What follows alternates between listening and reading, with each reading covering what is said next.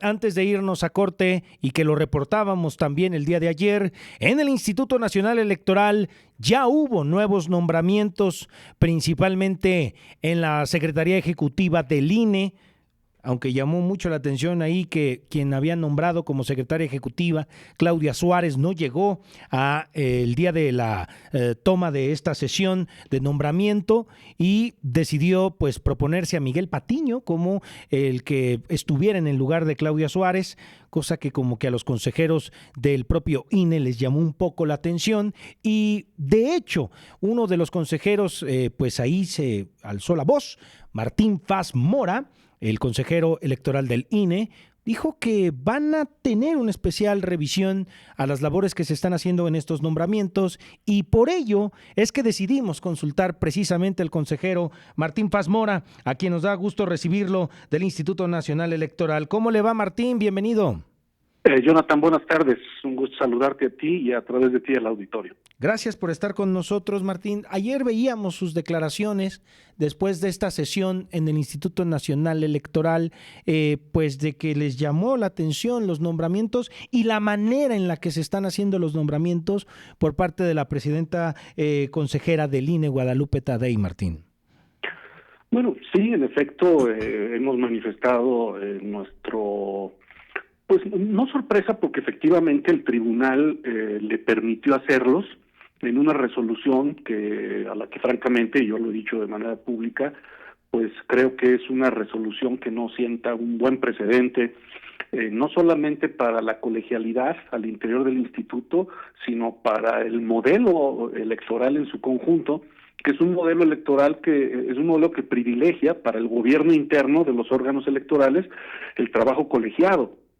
Y con una sentencia que resolvió el tribunal, pues le dio unas facultades incluso no previstas en el reglamento, y fue a través del uso de esas facultades mediante esta sentencia que le dio la posibilidad de hacer estos nombramientos sin que tuviera el consenso del resto de las consejerías. Eso es lo que, digamos, no nos ha sorprendido, en el sentido de que está haciendo uso de una facultad que le otorgó el tribunal. Sin embargo, esta facultad, creemos que, o yo lo pienso y así lo pensamos un grupo de consejerías, pues no es un buen antecedente. Ahora, respecto de estos nombramientos en específico, pues en efecto no son el resultado de un acuerdo colegiado o consensado, son responsabilidad directa de la presidencia, y en tal sentido es que quienes conformamos el Consejo tenemos un particular deber de vigilancia tanto de estos nombramientos como del conjunto del funcionamiento del instituto, y en ese sentido pues tendremos que agudizar nuestra labor de vigilancia, pues para que estos nombramientos, con independencia de la forma en que han llegado, cumplan con los objetivos institucionales. En esa parte, cuando usted dice que se va a tener que intensificar la vigilancia a las personas que llegan a estos nombramientos, ¿les están preocupando los perfiles que están llegando, consejero? Pues algunos sí, en efecto. ¿Cómo sí, cuáles? Algunos sí, porque no desconocemos. O sea, si yo, por ejemplo, te podría decir que a quien se nombró en la dirección ejecutiva de administración, pues es alguien que no conozco, no sé quién sea. O sea, es decir, sí está el currículum y ahí está, pero pues la verdad no sé quién sea. Entonces, pues más allá de un currículum, pues creo que lo que tenemos que ver es que en el desempeño lo hagan bien, ¿no? En ese sentido, y dado que no fueron nombramientos resultados de un consenso, pues hay algunas personas a las que realmente pues no se les conoce, yo no les conozco, algunas sí porque estaban desempeñando un cierto trabajo ahí, y por eso pues tendremos que aguzar nuestra misión. No es una misión, de hecho es una obligación legal. El artículo 41 de la ley JIPE establece claramente que una de las atribuciones de las consejerías es vigilar el adecuado funcionamiento de los órganos del instituto. Uh-huh. Hemos estado viendo algunas de las decisiones que han hecho en sesiones el propio INE, recordaré algunas que fueron un poco complicadas, como el tema de los debates que se habían utilizado para las candidaturas presidenciales. Sin embargo, también notaba también hay una parte de cómo se van a implementar las candidaturas de representatividad, tanto de población, género, indígenas, culturales, en fin. Todavía hay un gran número de cosas que se van a tener que estar decidiendo y pareciera que el tiempo ya nos está alcanzando, Martín. No, bueno, desde el punto de vista normativo ya hemos tomado las definiciones que se requieren. Es decir, todas esas definiciones se tomaron ya hace un par de meses, algunas de ellas. La de los debates es un poco más reciente.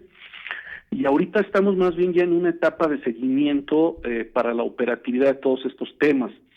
La de los debates no fue particularmente compleja porque había un acuerdo generalizado sobre el formato y demás.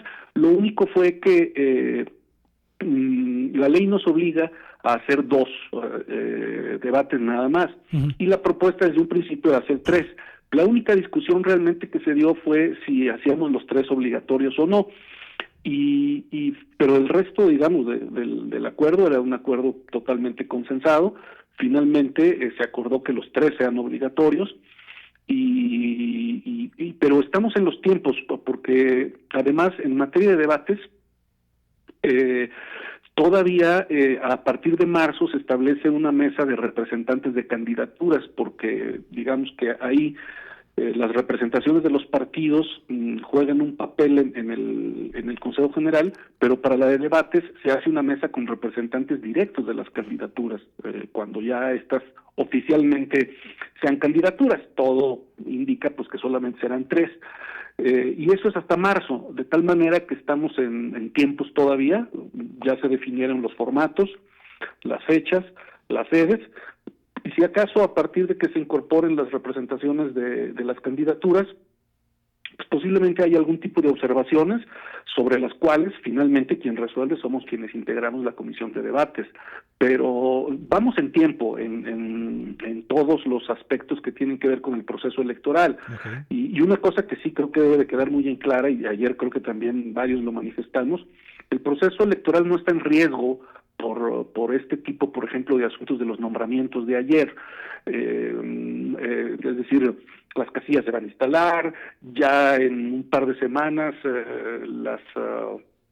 los supervisores y los capacitadores estarán saliendo a buscar a los ciudadanos, a las ciudadanas que formarán parte de las mesas directivas. El material electoral se está produciendo. En fin, no hay ningún riesgo en el proceso electoral, y estos asuntos que a veces ocurren en el Consejo pues simplemente forman parte de un tema de colegialidad, en donde pues no siempre se logran algunos consensos, pero digamos la parte logística operativa del proceso electoral va en los tiempos y en las formas. Ahora, Martín, en esta parte yo entiendo que el INE también tiene una gran presencia de ser vigilante, y yo te quisiera preguntar, consejero, ¿qué es lo que está válido para los personajes políticos que quieren buscar un cargo nuevo? Porque, a ver, en visitas presidenciales, luego gobernantes se pronuncian por un partido político, o luego los propios políticos empiezan alcaldes o diputados empiezan a decir que van a ir a hacer carrera,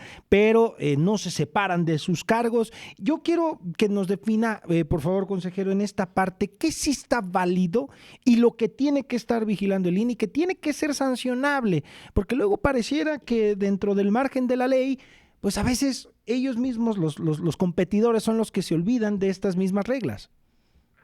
Mira, ahorita estamos en una etapa que se conoce como intercampañas. Uh-huh.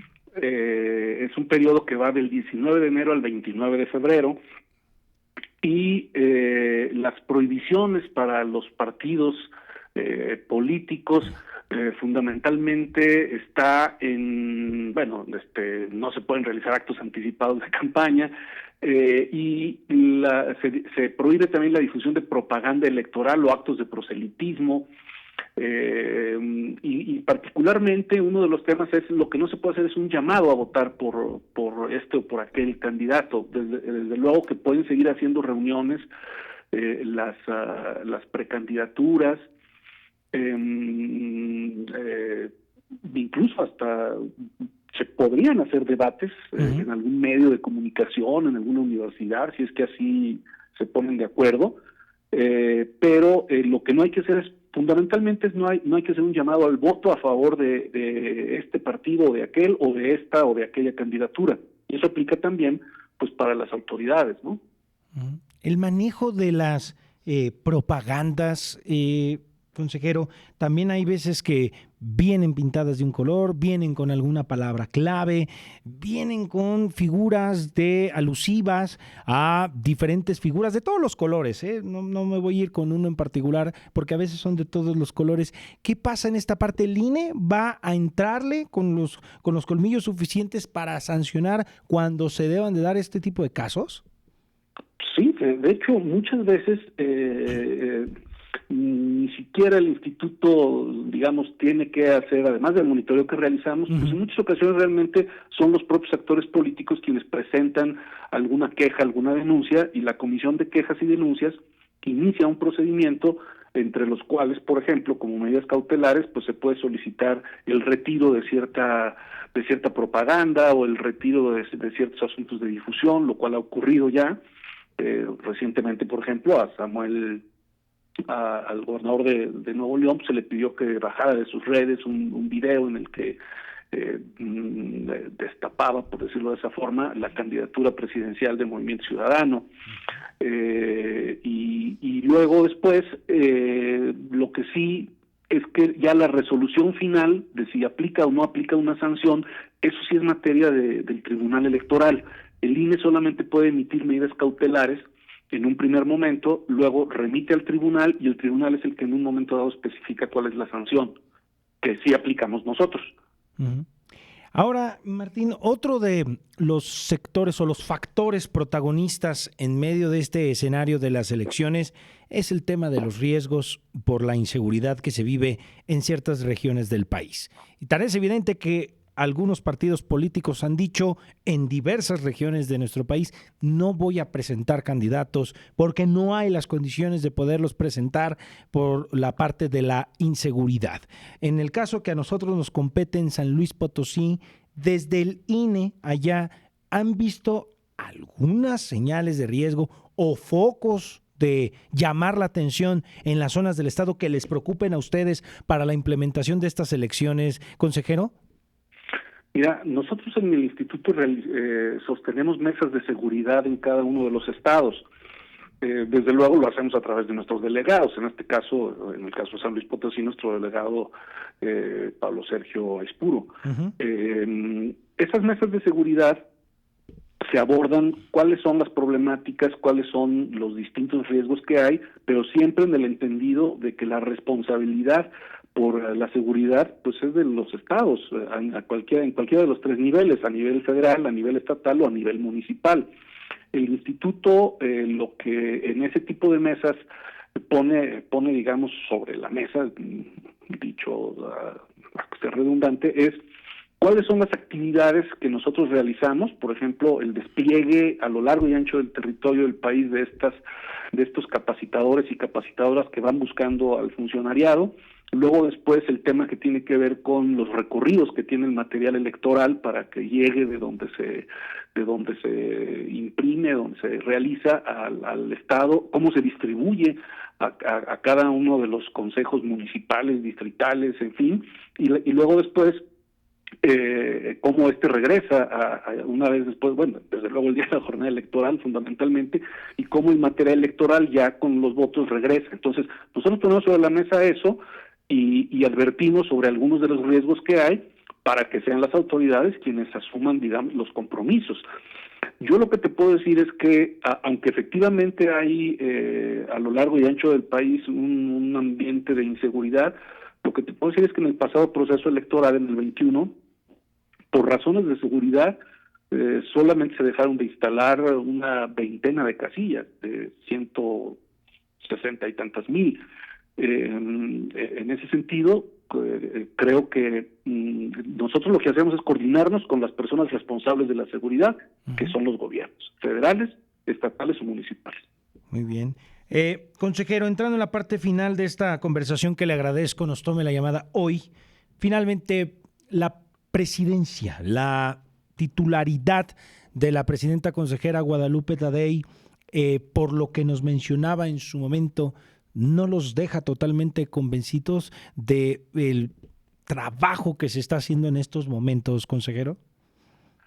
No, a ver, mira, el INE es una institución con un servicio profesional electoral que yo me atrevo a decirlo, es el mejor del país.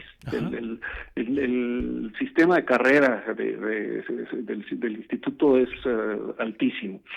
Hay 17,000 personas que trabajan en el INE, de los cuales hay un amplísimo porcentaje de personas que forman parte del Servicio Profesional Nacional Electoral, que llegan por concursos de oposición, que hay una capacitación permanente y que los ascensos se dan por cuestión de méritos. Y ese personal desplegado a lo largo y ancho del país, pues asegura que los procesos electorales se van a realizar con los estándares con los que siempre se han realizado.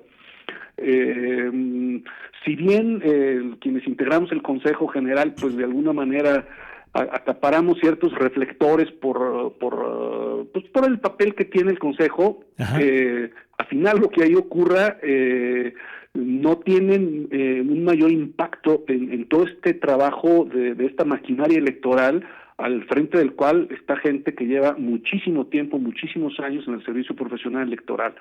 De tal manera que, como te lo decía hace rato, el proceso electoral no está en riesgo, y no está en riesgo justo porque todo este despliegue operativo y logístico se realiza por un personal altamente especializado. Las diferencias que al interior del Consejo General ocurren en una votación o en otra, o en varias, que debo decirte, el 90 y tantos % de las votaciones que se dan en el Consejo General son por unanimidad, la gran mayoría, son asuntos que tienen que ver un poco más con cuestiones de gobierno interno, que no afectan necesariamente el proceso electoral, eso te lo aseguro. Una persona no define el sistema completo, el del INE. Sí, es decir, así como no existía el INE de Lorenzo Córdoba, pues no existe el INE de Guadalupe Tadei. O sea, decir, el INE, es una institución que está más allá de las personas e incluso de quienes ocupamos algún cargo de consejería en este momento.